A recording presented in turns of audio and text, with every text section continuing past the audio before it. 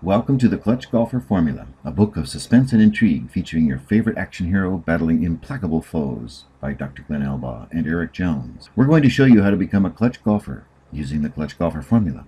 But before we get into the actual formula, which we will give you step by step, we should first define what we mean by clutch. What is clutch? How would you define it? When we ask this question in our seminars, the audience is surprisingly consistent in their answers. They very quickly name 3 different types of clutch: clutch situations, clutch shots, and clutch players.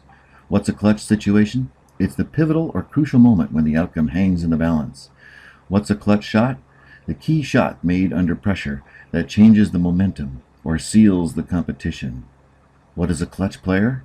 After the first 2 definitions, this one is pretty easy. A clutch player is a golfer who hits clutch shots in clutch situations. Virtually all of our seminar participants and clients are athletes, and they've all been in clutch situations, and they've all hit clutch shots. And every single one of us would like to consider ourselves clutch golfers. That's why we think there's so much agreement on what clutch means. Why do we want to be clutch?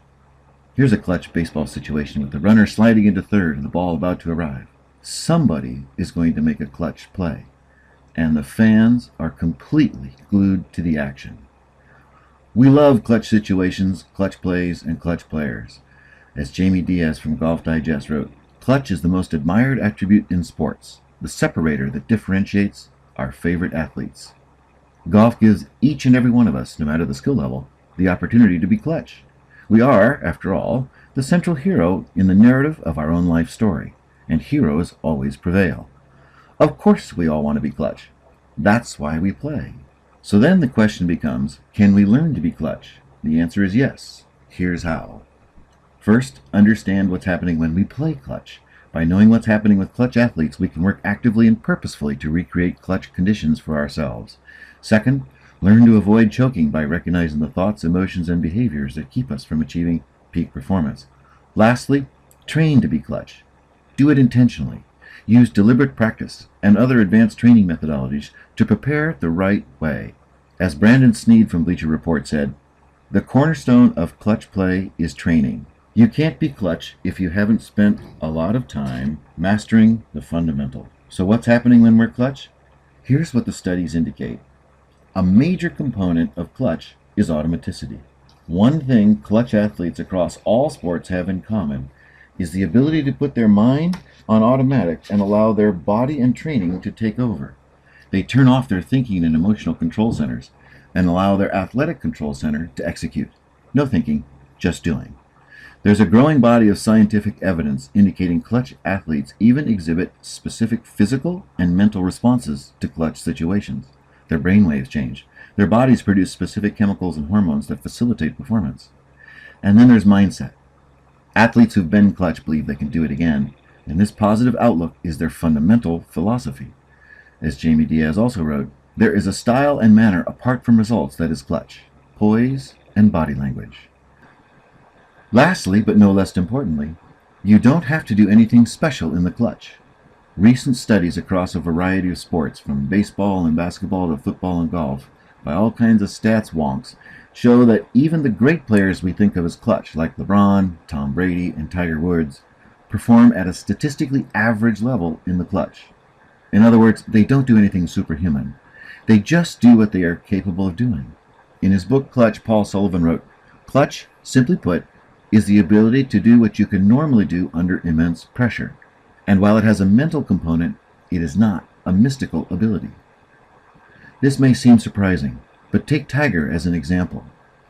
His scoring average for his final rounds was actually higher than his scoring average for his first 3 rounds, 69.4 compared to 69.1, a third of a shot. Yet at 54-4 with a 54-hole lead, he had a remarkable 94% closeout rate. Clearly, he figured out a successful system to play the kind of clutch golf he needed to win, particularly when you consider that everyone else on tour who had a 54-hole lead averaged only a 40% win rate. 40%. That's less than half the time. In other words, there's a lot of choking going on in clutch. So it's important to understand what's happening when we choke. By learning to recognize cognitive or emotional interference, we can learn what not to do in clutch situations, and whether it is interference or a simple breakdown in execution. That's part of the secret. So what is the secret to being clutch? First, clutch athletes bring an extra level of focus to clutch situations. That means you need a systematic way to sharpen your focus. Second, your swing needs to be on automatic. You need a routine that turns off your thinking and emotional minds and allows your athletic mind to do what it does best. Third is mindset. You need to believe you can do it and commit to your strategy and shot. Lastly, there's trust. Remember, you don't need to do anything superhuman. You just need to train yourself to do all you're capable of doing under pressure.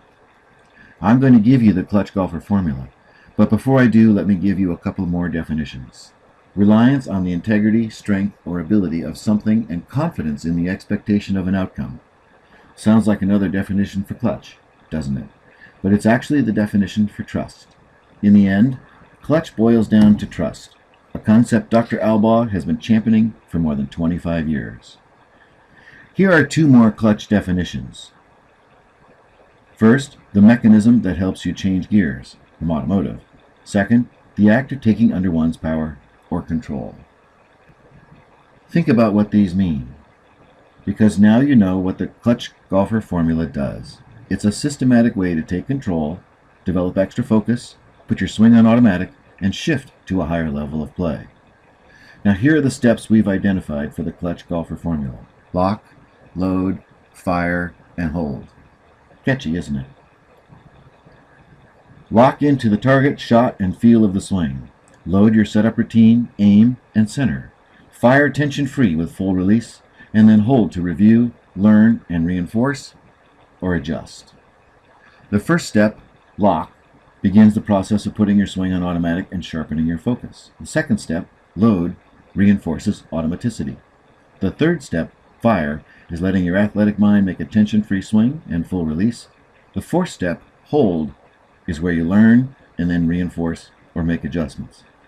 The beauty of the clutch golfer formula is that it allows you to customize each step of the process using tools like breathing, visualization, and positive self-talk in a way and at a time and place that works best for you. It takes time, purposeful practice, and training to use the clutch golfer formula.